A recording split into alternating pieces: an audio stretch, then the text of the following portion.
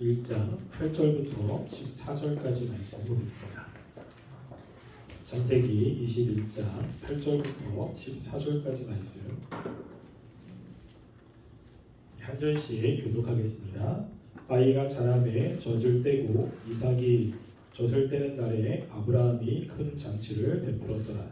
사라가 본즉 아브라함의 아들 애굽 여인 하갈의 아들이 이삭을 노리는지라. 그가 아브라함에게 이르되 이 여종과 그 아들을 내쫓으라. 이 종의 아들은 내 아들 이삭과 함께 기업을 얻지 못하리라 하므로 아브라함이 그의 아들로 말미암아 그 일이 매우 근심이 되었더니 하나님이 아브라함에게 이르되 내 아이나 내 여종으로 말미암아 근심하지 말고 사랑한 내게 이런 말을 다 들으라. 이삭에서 나는 자라야 내 씨라 볼 것이니라. 그러나 여종의 아들로 되시니 내가 그로 한 민족을 이루게 하리라. 함께 읽겠습니다. 아브라함이 아침에 일찍 일어나 떡과 물 한 가죽 부대를 가져다가 하갈의 어깨에 메어주고 그 아이를 데리고 가게 하니 하갈이 나가서 브엘세바 광야에서 방황하더니. 아멘. 우리가 하나님의 은혜가 우리의 삶 가운데 나타나기를 굉장히 원하지요.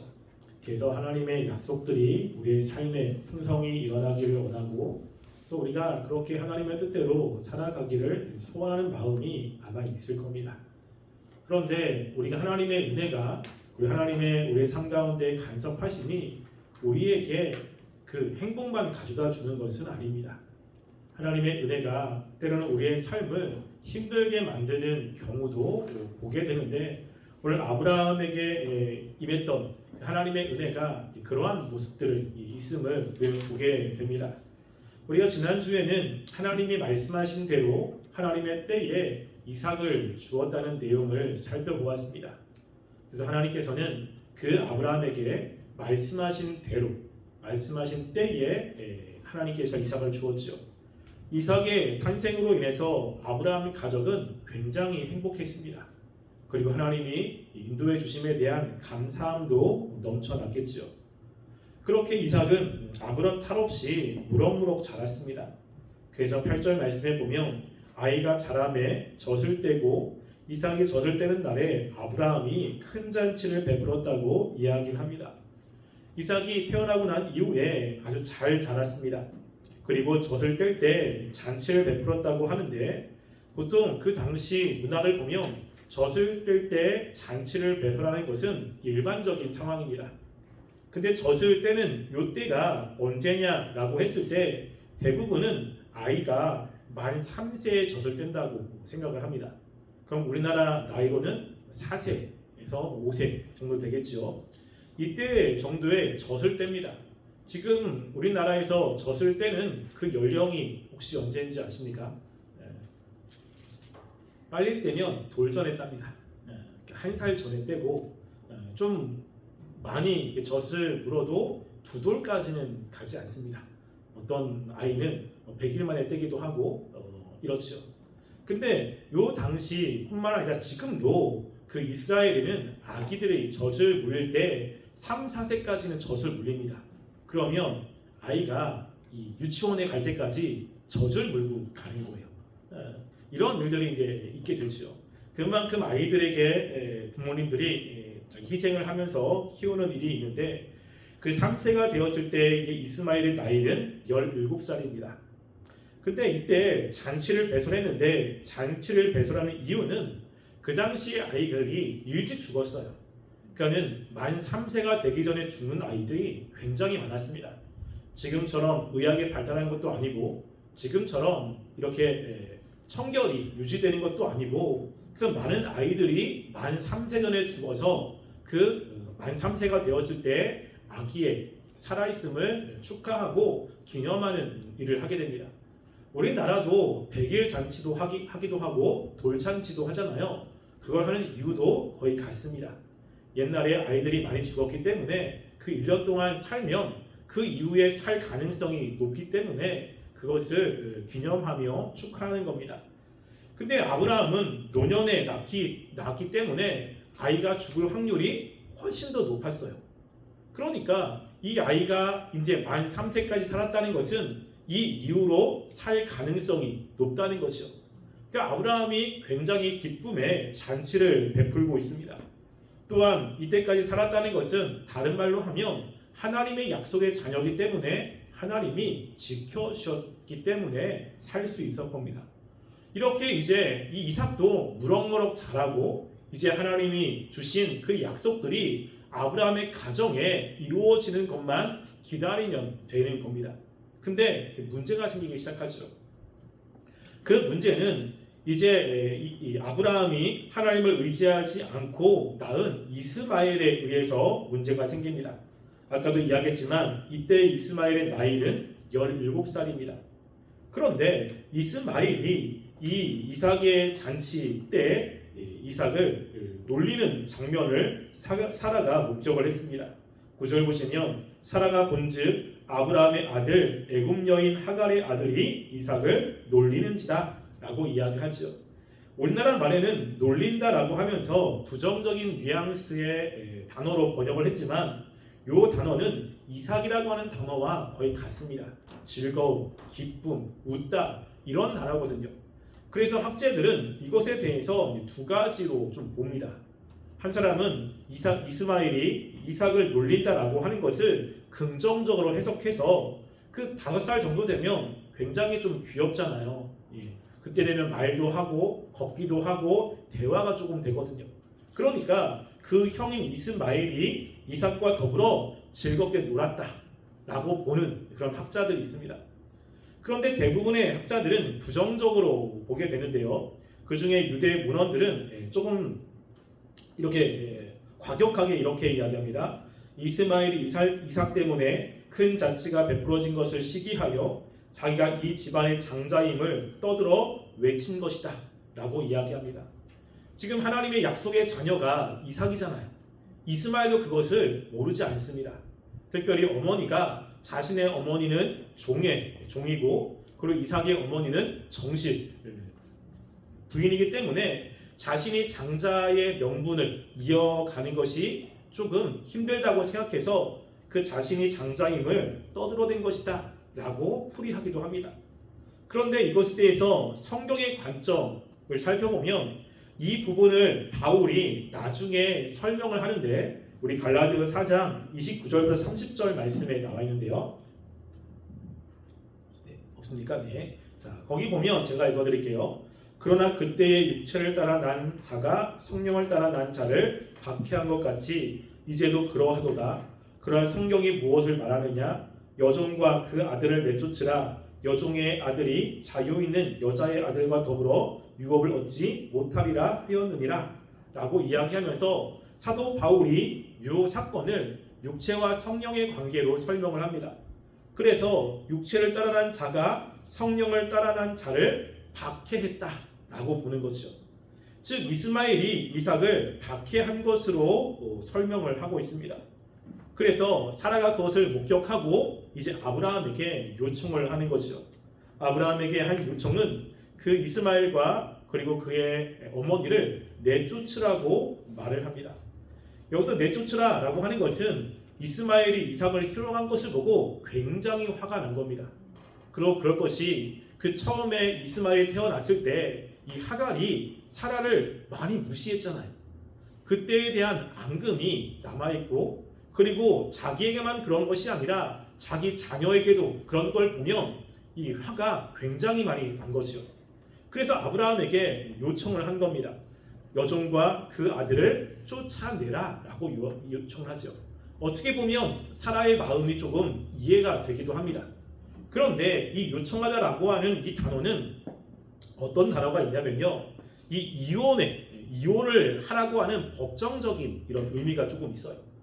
그러니까 보통 그 당시에 첫째 아이에게 유산의 2배를 줬습니다. 그러니까 성경에도 보면 이 2배라고 하는 것이 그냥 우리가 생각하는 그 유산의 물질적인 2배를 이야기하는 것이 아니라 그 아이가 장자의 명분을 얻는다라고 하는 이야기가 있어요. 이런 의미가.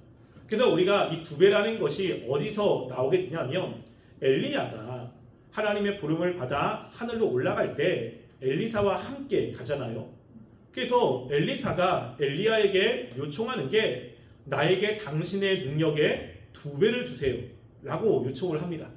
그때 엘리야가 네가 어려운 지금 요청을 한다라고 이야기하잖아요. 우리가 그것을 그냥 단순히 생각하면 야 엘리야가 능력이 많으니까 엘리야의 능력의 2배의 더 큰 능력을 달라고 요청하는구나 생각할 수 있습니다. 근데 거기서 요청은 그게 아니고요. 엘리야를 따르는 많은 선지 생도들이 있습니다. 엘리사만 있었던 게 아니라 엘리야가 선지자 학교를 운영했기 때문에 엘리야를 따르는 많은 사람들이 있는 거예요. 그럼 엘리야가 없어지고 난 다음에 그 학교를 운영해야 될 사람이 필요하지 않습니까? 그럼 그 사람이 누구를 뽑아야 되겠습니까? 그러니까 엘리야가 자신이 그 일을 하겠다고 이야기를 하는 거예요. 그 다른 사람보다 2배, 즉 장자의 명분을 나에게 주어서 엘리야 당신이 하고 있는 그 기업을 내가 이어받아서 그 일을 하겠습니다라고 이야기를 합니다. 그러니까 엘리야는 그 일이 얼마나 힘든지를 알기 때문에 네가 지금 되게 힘든 것을 요청한다라고 이야기를 하는 거예요. 그러니까 그 2배는 바로 장자의 명분입니다. 그러니까 장자가 아버지가 가지고 있는 그 모든 권한을 갖게 돼요. 지금 그대로 있으면 이삭이 아니라 이스마엘이 장자의 명분을 얻게 생겼습니다. 그러니까 이 사라가 아브라함 보고 야 아브라함 당신이 하갈과 이혼하면 장자의 명분이 그 자녀에게 안 가니까 장자의 명분이 이스마엘이 가지 않도록 하라고 요청하는 거예요. 그래서 그것도 이제 성경에 기록이 되어 있는데요. 자, 10절 말씀에 이야기를 하고 있죠. 하반절에 보면 이 종의 아들은 내 아들 이삭과 함께 기업을 얻지 못하게 하라 함으로라고 이야기합니다. 무엇 때문에 이렇게 이야기를 하고 있죠? 바로 기업 때문에 그렇습니다. 아브라함이 가지고 있는 그 유산과 아브라함이 가지고 있는 그 권력, 이 모든 게 이스마엘에게 갈 수 있기 때문에 그렇게 요청을 하고 있는 겁니다. 당시에 법으로는 이 사라의 요청이 법적으로 조금 문제가 있어요. 그래서 함무라비 법정과 고대 법정에 따르면 이렇게 되어 있습니다. 여종에게서 태어난 아들도 본부인의 아들과 함께 유산을 상속할 수 있었다라고 이야기를 하고 있고요. 또 하나님의 율법에 보면 특별히 이런 케이스가 많기 때문에 그 아버지가 첫째가 아닌 둘째를 더 사랑해서 근데 첫째가 이 종의 아들인 거예요. 그러면 종의 아들에게 유산을 물려주지 않기 위해서 자신이 사랑하는 아들에게 물려주기 위해 첫째를 배제하고 둘째에게 유산을 물려주는 일들이 많았던 것 같습니다. 그래서 법으로 하나님이 그걸 금지했어요. 아무리 아버지가 이 종에서 나온 첫째를 좋아하지 않더라도 유산은 첫째한테 주어라 라고 하나님이 법으로 명령했습니다. 그러니까 사라의 입장에서 보면 충분히 이 요청이 이해가 되지만 아브라함은 이것 때문에 근심이 생기는 겁니다. 하나님의 말씀도 그렇고 도덕적인 측면도 그렇고 또 무엇 때문에 흔들리기 시작하냐면 이 아브라함의 근심이 11절 보시면요. 우리 11절 말씀 보시죠. 이렇게 이야기하죠. 아브라함이 그 아들로 말미암아 그 일이 매우 근심이 되었더니 라고 이야기합니다. 즉 아브라함에게 커다란 근심이 생겼는데 그 근심의 원인이 무엇이죠? 그 아들로 말미암아요. 종의 아들이라 그 아들이 아니라 자기 아들로 말미암아 근심이 생겼습니다. 그랬다는 것은 사라는 자기의 아들이 아니지만 아브라함은 자기 아들이거든요. 이삭이 태어나기 전까지 아브라함은 이스마엘을 자신의 자녀로 상속자로 삼으면서 애지중지하며 키웠습니다. 사라는 별로 좋아하지 않았겠지만 아브라함은 다르죠. 왜냐하면 자기가 에이스에 나온 아들이기 때문에 그렇습니다. 하갈 때문에 근심한 건 아닙니다. 어차피 하갈에게는 어떤 정의나 이런 것들이 없기 때문에. 근데 이 이스마엘 때문에는 근심이 생겼습니다. 왜 근심이 생겼냐면 그 당시에 이 아이가 부모님을 떠나면 죽을 수밖에 없거든요. 하갈이 어떠한 직업이 있는 것도 아니고 그리고 무엇인가 할 수 있는 것도 아니고 그 당시의 문화는 여자가 직업을 갖는 것이 굉장히 어려웠습니다. 그냥 내보내면 이 아이는 그냥 죽게 되는 거예요. 이게 이제 아버지의 마음에 근심이 생긴 거죠. 이삭이 태어난 것은 굉장히 기쁜데 그런데 이삭이 태어남으로 그 전에 아브라함의 가정에 있었던 질서가 깨지면서 이제 문제가 생기기 시작하지 않습니까? 여러분, 근데 이런 일들이 우리의 삶 가운데도 있습니다. 이런 일들이 우리가 신앙생활 하는데도 그대로 존재합니다. 여러분, 우리가 하나님을 잘 믿고 하나님이 은혜를 부어주셔서 하나님께로 오라고 그러고 하나님이 주시는 말씀들이 깨달아집니다. 여러분, 그러면 그거는 굉장히 좋은데 내가 믿기 전에 가졌던 습관, 믿기 전에 버렸던 일들이 하나님의 말씀을 깨닫고 하나님 말씀대로 살려면 우리의 발목을 잡는 일들이 의외로 많습니다. 이게 우리를 되게 근심하게 만드는 거죠. 하나님의 말씀에 순종하는 것이 맞는데, 근데 내가 하나님을 믿기 전에, 하나님과 관계가 돈독해지기 전에 내 마음대로 살았던 삶이 있어서 이거 끊기가 굉장히 좀 어려운 일들이 벌어지게 됩니다. 성경에도 보면요, 삭개오라는 사람이 있죠. 삭개오는 세리장으로서 그 로마의 앞잡이로 이스라엘 나라에 세금을 걷는 사람입니다. 보통 그 당시에 이 세례장들은 로마에서 거두라고 하는 일정 금액의 세금보다 더 많은 것을 걷었어요. 그래서 로마에게 일정 금액을 내고 나머지는 자기가 착복을 한 이런 일들이 많았습니다. 그래서 대부분 세리장들은 부자였습니다. 근데 세리장이 예수님을 만났죠. 그리고 예수님을 자기의 집으로 초대했습니다. 그리고 예수님을 만나 은혜를 받고 이제 예수님의 제자로서의 삶을 살려고 하는데 문제가 하나 생긴 거예요. 뭐냐면 그동안 예수님을 만나기 전에 자기가 많은 사람들의 세금을 착복한 게 있잖아요. 근데 그거를 그냥 두고 주님을 따르는 것이 그렇게 올바른 모습은 아닌 겁니다. 이게 마음에 찔림으로 다가온 거예요. 그래서 이게 주님을 따르는데 마음의 찔림으로 다가오니까 그 삭개오가 뭐라고 이야기했냐면, 주님, 내가 주님을 따르는데 그동안 내가 착복한 것에 4배를 갚겠습니다 라고 이야기하는 겁니다. 여러분, 4배를 갚는 것은 쉽지가 않죠. 그러니까 주님을 따를 때 희생이 따르게 되는 거죠. 여러분, 그것만이 아니라 에스라 당시에도 그렇습니다. 이스라엘이 포로구에서 돌아와서 하나님의 약속의 땅인 예루살렘에서 사는데, 예루살렘에서 살면서 그 지역에 있는 사람들과 결혼을 했습니다. 믿지 않는 이방인과 결혼을 했거든요. 근데 두 번째 에스라가 와서 이스라엘 백성들에게 하나님의 말씀을 알려주는 겁니다. 그래서 우리가 멸망을 당한 것은 하나님의 말씀대로 살지 않았기 때문이고, 하나님의 말씀대로 살지 않은 것에 가장 큰 죄는 이방 여인과 결혼한 것이다 라고 이야기를 한 거예요. 그래서 우리는 하나님의 백성으로서 이방 여인과 결혼하면 안 된다, 하나님의 말씀대로 살아야 된다 라고 해서 말씀을 선포했습니다. 많은 사람들이 거기에 은혜를 받은 거예요. 그리고 우리가 하나님의 말씀대로 살자라고 하면서 결의를 했습니다. 근데 문제는 뭐냐면 그 말씀을 듣기 전에 많은 사람들이 이방 여인과 결혼을 한 상태였다는 거죠. 그러면 그 이방 여인을 어떻게 됩니까? 이방 여인과 결혼만 한 것이 아니라 자녀도 몇 명 있는 거예요. 그러면 그 자녀 어떻게 해야 되죠? 그 자녀 하나님의 말씀대로 살아야 되고, 하나님의 말씀대로 살아야 그 나머지 삶에도 하나님의 주시는 풍성함을 가지고 살았는데, 그런데 그렇게 하려면 이 여인과 이혼해야 되는 거예요. 그 자녀들과. 이게 쉽지가 아닌 겁니다.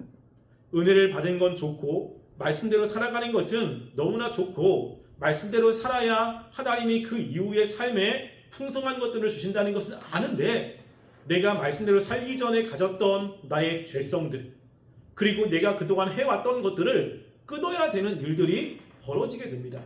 이게 이제 근심이 되는 거죠. 아브라함도 똑같은 거예요.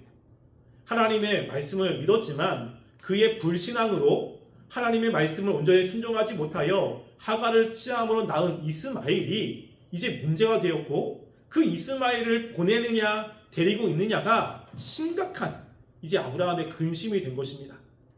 사라는 자꾸만 내보내라고 이야기하고, 근데 거기에는 신앙적인 이유도 있어요. 왜냐하면 하나님의 약속은 이삭을 통해서 주신다고 말했잖아요. 당연히 이스마엘이 그대로 있으면 그 장자의 명분은 이스마엘에게 갈 수밖에 없는데 그러면 하나님의 약속이 제대로 이루어질 수가 없지 않습니까? 그러니까는 이 사라의 말도 일리가 있는 거예요. 하나님의 약속에 근거해서는 이스마엘을 내보내는 것이 맞습니다. 근데 내보내면 얘가 죽고 내 아들이 죽는 것이 마음이 아파서 고민을 하는 일이 아브라함에게 있었던 겁니다. 여러분 우리도 이런 것 때문에 우리 하나님의 은혜를 받기 전에도 우리가 하나님의 말씀대로 살려고 애를 쓰는 것은 굉장히 중요합니다. 다른 것보다 우리가 열심히 해야 되는 것 중에 하나가 뭐냐면요, 여러분들이 올바른 습관을 만드는 것 되게 중요합니다. 여러분들 신앙생활하면서 되게 힘든 것 중에 하나가 뭐냐면 지금은 뭐 어떤 사업이나 이런 것들을 하는 일이 이렇게 많지가 않잖아요. 그런데 우리를 힘들게 만드는 게 잘못된 습관 때문에 힘들게 되는 일이 많아요. 특히 게으름이라던가 아니면 내가 예전에 좋아했던 오락이라던가 뭐 취미생활 이런 것들이 하나님의 말씀대로 살아가는데 발목을 잡는 것들이 많습니다. 하나님께 나와야 되는데 그동안 내가 약속해놨던 것들이 있어서 자꾸만 그것 때문에 갈등이 되고 그것 때문에 말씀대로 살아가는데 그 고민이 되는 일들이 있죠. 때로는 그 전에 죄악된 본성으로 마음대로 살았어요. 내 마음대로 하고 싶은 대로 살았는데 하나님의 말씀을 듣고 나니까 이제 시간도 하나님의 뜻대로 움직여야 되고 교회에서 시간에 가야 되고 이런 것들이 내가 가지고 있는 게으름과 그동안의 죄악된 본성과 자꾸만 충돌이 일어납니다. 이러면 힘들기 시작한 거죠. 그래도 우리가 하나님의 말씀을 듣고 그리고 하나님이 내 삶에 역사하는 것은 좋은데 그렇게 될 때 내가 주님을 만나기 전에 하나님의 말씀대로 살려고 애를 쓰기 전에 가졌던 죄악된 본성, 내가 죄악된 삶으로 맞았던 관계 이런 모든 것들이 자꾸만 근심으로 찾아오게 됩니다. 어쩔 수가 없는 거예요. 하나님은 그것을 같이 가게 두진 않습니다. 그러니까 이런 고민이 우리들에게 있는 겁니다. 아브라함도 이 고민이 있었던 겁니다. 근데 아브라함의 이제 이런 고민을 하나님이 해결해 주시거든요. 그리고 아브라함은 그 하나님의 말씀에 순종하는데 이게 여기서부터 아브라함의 위대함이 이제 나타나기 시작합니다. 하나님이 아브라함의 그 모든 근심을 아셨어요. 그래서 아브라함에게 찾아오죠. 12절 보시면 이제 아브라함에게 찾아오셔서 이야기합니다. 12절 보면 내 아이나 내 여종으로 말미암아 근심하지 말고 사랑은 내게 이른 말을 다 들으라. 이삭에게서 나는 자라야 내 시라 부를 것임이니라. 그러나 여종의 아들도 내 신이 내가 그로 한 민족을 이루게 하리라 하신지라 라고 이야기하죠. 하나님이 아브라함의 근심을 아셨고 아브라함의 근심을 해결해 주십니다. 야, 사라가 말하는 대로 그렇게 해. 내가 이삭에게 약속을 했으니까 이삭이 너의 후손이 될 거야. 그런데 네가 이스마엘 때문에 걱정을 하니 이스마엘도 내가 지켜줘서 한 민족을 이루게 하겠다라고 이야기를 하는 거예요. 하나님이 우리가 근심하고 걱정하는 것들 다 아시고 그것도 해결해 주십니다. 그래서 아브라함에게 뭐라고 이야기하죠? 그 하갈과 이스마엘을 내보내라고 이야기합니다. 아브라함이 굉장히 고민하는 것이었고 그리고 그렇게 정을 끌어내기가 쉽지 않거든요. 그런데 그 다음 말씀 보면 14절 말씀에 이렇게 이야기합니다. 아브라함이 아침에 일찍이 일어나 떡과 물 한 가죽 부대를 가져다가 하갈의 어깨에 메어주고 그 아이를 데리고 가게 하니 하갈이 나가서 부엘세바 광야에서 방황하더니 라고 이야기하죠. 하나님의 말씀을 받은 그날 즉시 실행합니다. 이게 굉장한 거예요. 이게. 그동안 이것 때문에 엄청난 고민을 했거든요. 그리고 그것 때문에 여러 생각도 많이 했을 겁니다. 그런데 하나님의 말씀을 듣고 난 다음에 하나님을 믿고 지금 바로 순종하고 있는 아브라함. 이게 아브라함의 위대함 중에 하나입니다. 바로 끊었다는 거죠. 하나님이 하실 것을 믿고. 그러니까 하나님이 우리들에게 말씀하실 때 우리들에게 나오는 모습이 이런 모습이어야 됩니다. 하나님 말씀하시면 순종해야 되는 거거든요. 그런데 우리가 그 말씀을 듣고 알겠습니다. 그런데요, 이따가 할게요. 조금 더 있다 할게요. 라고 하면 그 순종이 더 쉽지가 않습니다. 우리가 무엇인가 결단하면 바로 실행에 옮겨야 되거든요. 그렇지 않고 시간이 지나면 어떤 문제가 생기냐면 우리 마음속에 있는 죄가 발동을 해서 하나님의 말씀대로 살지 못하게 만드는 일이 벌어지게 됩니다. 그냥 그것을 눈 감고 시작을 하면 그 다음부터 하나님의 역사하심들이 삶 가운데 나타나게 되거든요. 물론 힘든 것도 있고 어려운 것도 있습니다. 그런데 하나님이 그렇게 말씀을 했고 순종을 하면 그 다음부터 그 어려움을 하나님이 도와주셔서 극복할 수 있도록 역사를 해 주시는 거지. 왜? 하나님의 말씀에 순종했기 때문에 그렇지 않습니까? 그는 하나님의 말씀에 순종한 그 사람을 하나님이 그냥 방치하지는 않습니다. 그래서 우리에게 필요한 게 결단이라고 하는 거예요. 그래서 나에게 필요한 거, 내가 끊어야 될 것은 그 즉시로 끊는 게 가장 현명한 것입니다. 그렇지 않고 흐지부지하면 이게 자꾸만 발목을 잡게 되고 그리고 하나님의 말씀에 불순종해서 나중에는 하나님과의 관계도 문제가 될 수 있는 것입니다. 그래서 여러분들이 말씀을 들을 때 이것은 하나님이 원하시지 않는 것이다 라고 하는 것들이 있지 않습니까? 근데 그렇게 하면 내 삶이 좀 힘들 것 같아. 내 삶이 좀 어려울 것 같아. 지금까지 살았던 삶의 패턴이 조금 달라져서 그러면 조금 힘들지 않을까 라고 생각을 하는 것들도 있지요. 여러분 근데 한번 순종해 보세요. 처음에 힘들지만 그렇게 힘들진 않습니다. 여러분 사람은 적응의 동물이거든요. 삶이 바뀌면 또 거기에 적응해서 나름대로 유익을 얻으면서 살아가는 일들이 벌어집니다. 여러분 가끔가다 집에 제가 예전에 살던 집에 화장실이 조금 이렇게 문제가 생긴 적이 있어요. 그래가지고 수돗물이 잘 안 나오는 이런 일이 있습니다. 되게 불편하잖아요. 안 고쳐지는 거예요. 며칠을 그렇게 지내야 되는 겁니다. 처음에 샤워할 때 안 나오니까 되게 불편한 거죠. 물도 데워가지고 이렇게 해야 되고 되게 불편합니다. 막 짜증도 나고 어떻게 이렇게 살아? 우리 이렇게 살면 너무 힘들다 라고 했는데 적응하는데 이틀밖에 걸리지 않았습니다. 그 다음부터 모욕하려면 그냥 데워가지고 오는 거예요. 조금 불편하긴 한데 나름대로 그냥 할 수 있는 거죠. 적응이 되는 겁니다. 우리가 생각할 때는 그러면 못 살 것 같고 그럼 되게 힘들 것 같은데 적응의 동물이거든요. 처음에 왔을 때 부산 괴정에 왔을 때 저희 집사람이 그렇더라고요. 처음에 괴정에 딱 왔는데 이 괴정의 이런 환경이 좀 익숙치 않은 거예요. 그냥 제가 옛날에 독립문에 살았을 때 그러니까 88년도, 89년도 그때 서울이 조금 이랬거든요. 하수구도 그렇고 여러 가지 그 집도 거의 이렇게 집도 많았습니다. 근데 그러다가 이제 일산 이런 데 살다 이렇게 왔는데 냄새가 하수구 냄새가 많이 나요. 괴정이 아시죠? 왜냐하면 이 하수구가 오픈이 된 게 많아가지고 냄새가 많이 납니다. 여러분 근데 제가 여기 지금 9개월째 살고 있잖아요. 익숙합니다. 이제는 그런 냄새도 익숙하고 환경도 익숙하고 전혀 낯설지가 않아요. 우리 집사람도 그러더라고요. 이제는 낯설지가 않다. 적응의 동물입니다. 말씀도 마찬가지예요. 우리가 내가 그게 하려면 난 그러면 죽을 것 같아. 난 못할 것 같아. 그럼 내 인생에 뭔가 문제가 있을 것 같아. 하지만 실제로 순종하면 그렇지 않거든요. 그리고 그렇게 살아갈 때 하나님께서 도움을 주셔서 우리가 그렇게 살아갈 수 있도록 힘도 주시고 삶도 이끌어 주시는 거예요. 그래서 아브라함이 이 이후로 하나님의 말씀에 순종을 잘하고 성숙한 모습으로 살아가는데 이때가 이제 마지막 하나님이 말씀하시는 겁니다.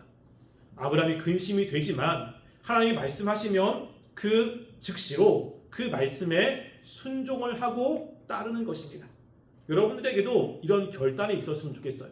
순종은 빨리 하는 것이 좋습니다. 어차피 해야 될 거 빨리 안 하면 힘들잖아요. 여러분 겨울이 되면 이런 것 때문에 힘들어하시는 분들이 되게 많습니다. 여러분 겨울이 되면 이불 속이 따뜻하지요. 아침에 따르르 이렇게 알림이 울리면 일어나기가 되게 힘들어요. 그래서 어떤 분들은 알람이 울려도 3분만, 5분만, 2분만 계속 맞춰가지고 헐레벌떡 해가지고 나가는 사람들이 있습니다. 근데 이불 속에 들어가면 마음 편합니까? 알람 울리고 나가야 되는데 조금만 있자 누우면 정말로 꿀잠 잡니까? 뭔가 불안한 거예요 자꾸만. 근데 일어나기는 싫고 일어나면 추우니까 더 입고 싶고 그러다가 지각해가지고 난 왜 이러지 막 이러잖아요. 여러분 근데 한번 눈 딱 감고 벌떡 일어나 보세요. 괜찮거든요. 그냥 일어나면 일어나지고 움직여지는데 안 일어나려고 마음의 결심을 하고 있으면 그 시간 되게 힘들어요. 몸도 피곤하고 마음도 피곤하고 그리고 나중에 겨우겨우 막 시간에 쫓겨가지고 나가면 잠깐만 자기감도 들고 다음에 일찍 일어나야지 하는데 똑같은 상황이거든요. 그러면 울리자마자 그냥 일어나는 거예요. 좀 눕고 싶은데 그러면 움직여집니다. 또 그렇게 피곤하지도 않아요. 그러니까 우리가 무엇인가 잘못된 삶은 빨리 자르는 게 좋습니다. 민기적 거리면 더 힘들어져요. 아브라함도 그것을 알았던 거죠. 그래서 그냥 두면 하나님의 말씀이 있지만 그동안의 이 아이에 대한 추억과 그 아이와 함께 했던 그런 과거 이런 것들 때문에 말씀에 순종하기가 어려워지니 그러면 하나님의 그 언약들이 아브라함의 삶 가운데 풍성하게 임하겠습니까?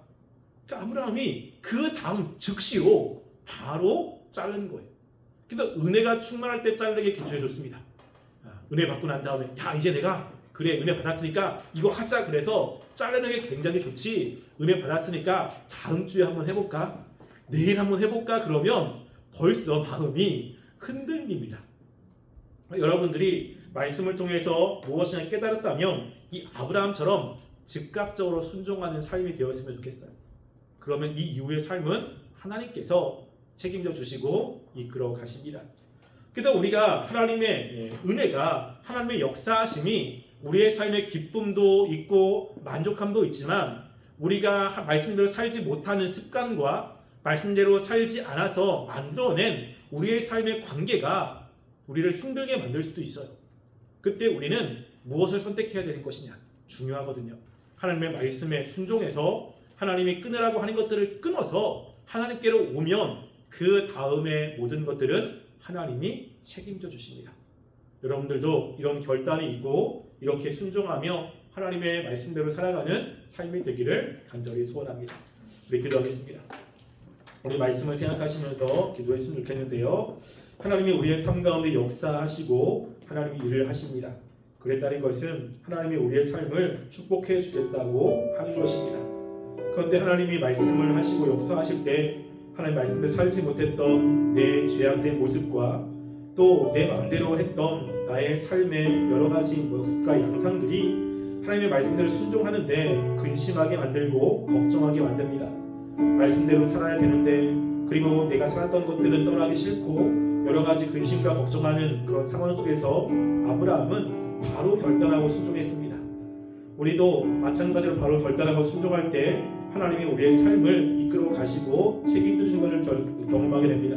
하나님 우리도 하나님의 말씀에 순종하게 하시옵소서. 우리가 주의 말씀을 따를 수 있도록 용기와 결단, 힘 허락해 달라고 함께 기도하겠습니다. 사랑하는 우리가 이 시간 주 앞에 기도합니다. 하나님 우리가 주의 말씀대로 살아가는 삶이 되기를 원합니다. 하나님의 기쁨이 되는 삶이 되기를 원합니다. 하나님 우리의 삶에 역사하셔서 말씀하실 때 우리는 그 말씀에 즉각적으로 순종하길 원합니다. 하나님의 말씀이 때로 우리를 근심하게 만들고 내가 그동안 해왔던 것과 다르기 때문에 우리를 힘들게 만들 수도 있습니다. 그렇지만 우리의 삶은 하나님이 책임져 주시고 우리의 앞길을 하나님이 인도해 주시기 때문에 우리가 하나님의 말씀에 순종하며 결단하며 주님을 따르는 삶이 되게 하여 주시옵소서. 하나님께 따를 수 있는 힘과 용기 그리고 믿음 허락해 주시옵소서. 예수님의 이름으로 사랑하는 우리가 온전히 하나님의 역사하심을 기대하며 하나님이 역사하실 때 주의 말씀을 따르는 삶이 되기를 원합니다.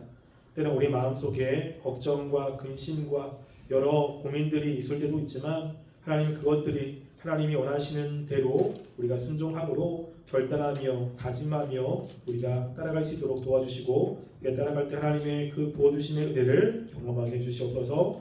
또 주님께 나올 때 헌금을 가지고 나온 손길이 있습니다. 그 손길을 기억하여 주시고 주님께서 많은 것으로 채워주시옵소서. 지금은 우리 주 예수 그리스도의 은혜와 하나님의 사랑과 성령님의 교통하심이 늘 주님을 바라보며 믿음으로 살기를 원하여 고개 숙인 성령부 머리 위에와 가정 위에와 이 세계 위에 지금부터 영원토록 함께 있을지어다. 아멘.